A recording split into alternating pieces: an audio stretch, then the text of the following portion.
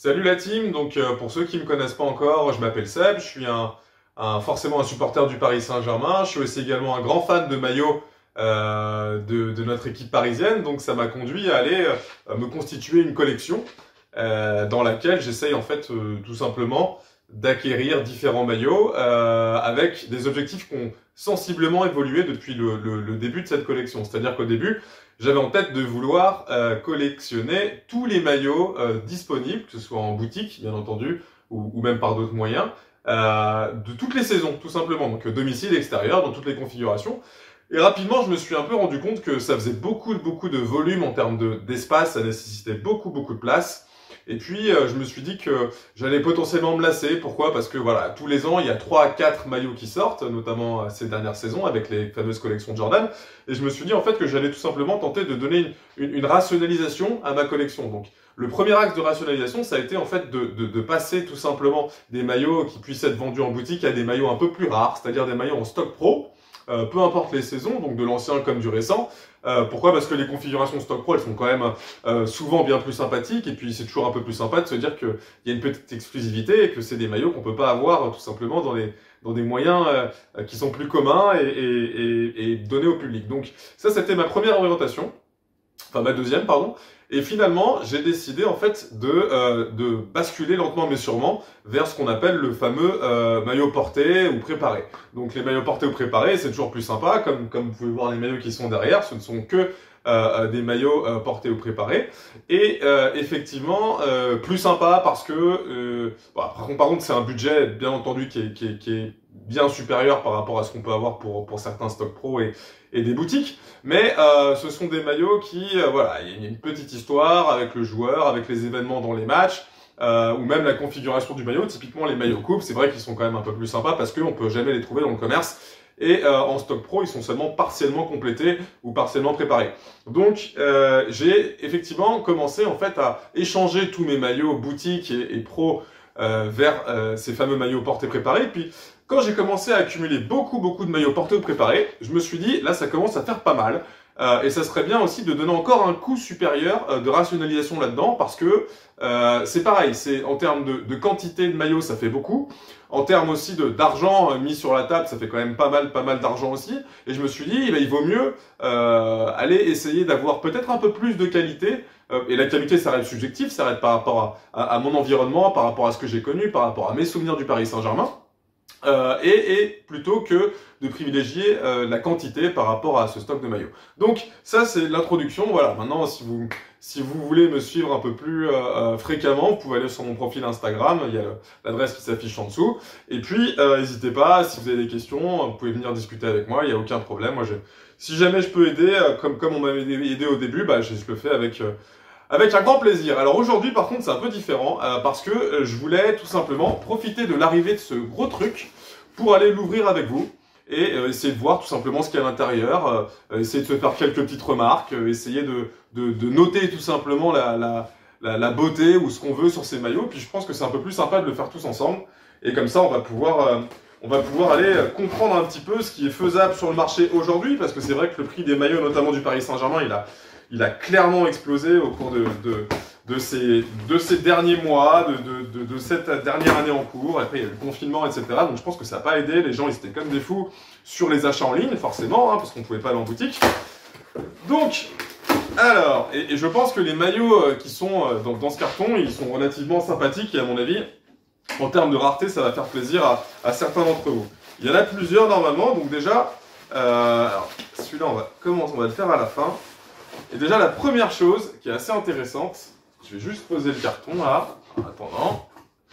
La première chose intéressante, c'est cette espèce de combinaison qui en fait est une combinaison du Paris Saint-Germain. Alors ça, c'est vraiment un petit bonus. Voilà, elle a été avec le petit Opel derrière. C'est un délire ce truc-là, franchement. Moi, c'est pas forcément mon trip parce que je suis plus maillot.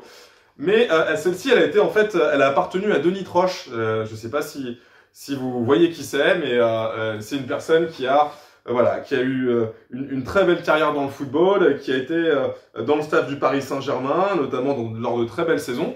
Et en fait, typiquement, bon, cette combinaison, en plus, elle est beaucoup trop grande pour moi. Moi, j'irais pas la porter. Mais ça, typiquement, je pense que DJ Snake, par exemple, il sera super intéressé ou que ça lui fera plaisir de, voilà, qu'on lui transmette cet objet-là.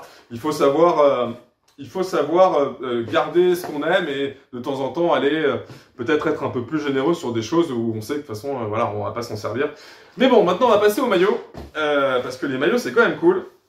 Alors, le premier maillot, c'est celui-ci. Alors, ce maillot-là, effectivement, donc un maillot en manche longue, hein, donc de la saison 92-93, si je dis pas de bêtises.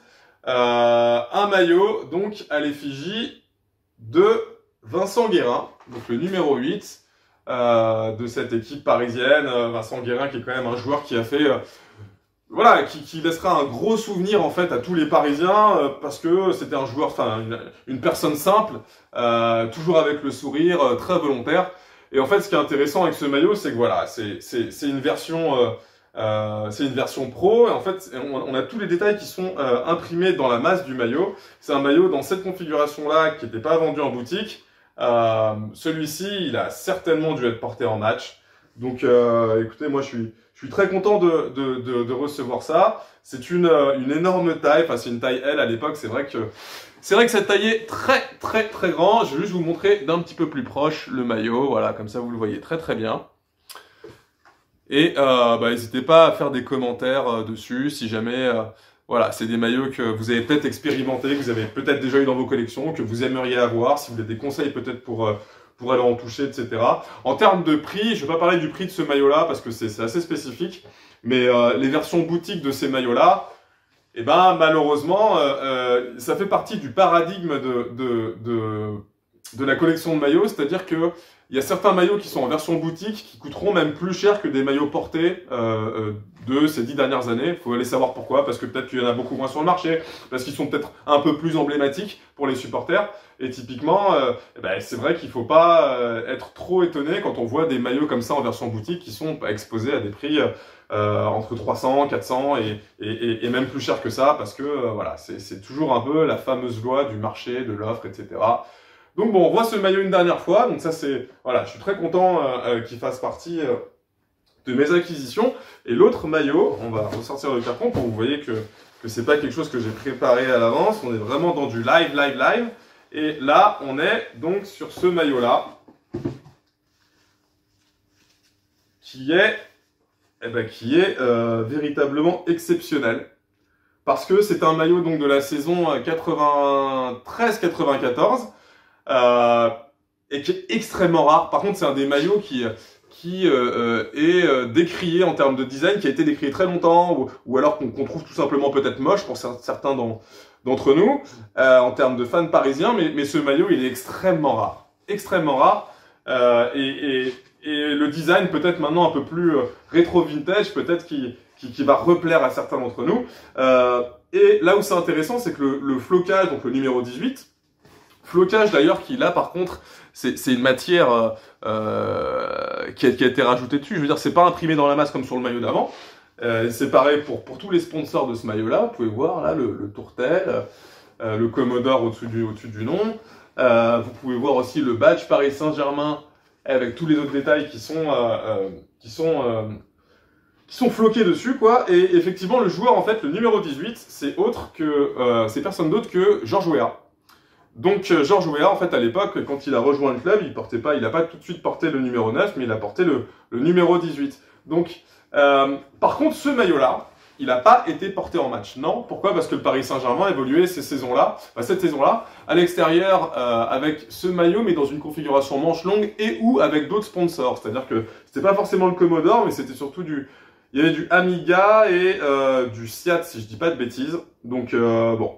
Mais ça, à la limite, sur ce maillot-là, typiquement, ça n'affecte absolument pas la valeur et la rareté. Quand je dis valeur, c'est pas forcément financier, c'est la valeur affective ou la valeur physique du maillot en termes de beauté. Et typiquement, là, on est vraiment sur quelque chose qui est extrêmement sympathique à avoir et qui est en taille XL en plus, donc c'est bien, je vais pouvoir flotter dedans, ça va être cool. Mais surtout, ce qui est très intéressant, c'est qu'il a été conservé dans un état mais irréprochable. Et ça fait vraiment une grosse différence, parce que trouver des maillots qui sont vieux, c'est carrément faisable, mais les trouver dans une configuration, enfin en termes d'état, pardon, où c'est vraiment acceptable, voire excellent, voire neuf, c'est très très rare. Et ce maillot-là, du coup, bah typiquement, il est dans un super état. Donc, voilà, bah, j'espère que ça vous a plu. C'est des choses un peu exotiques, on va dire.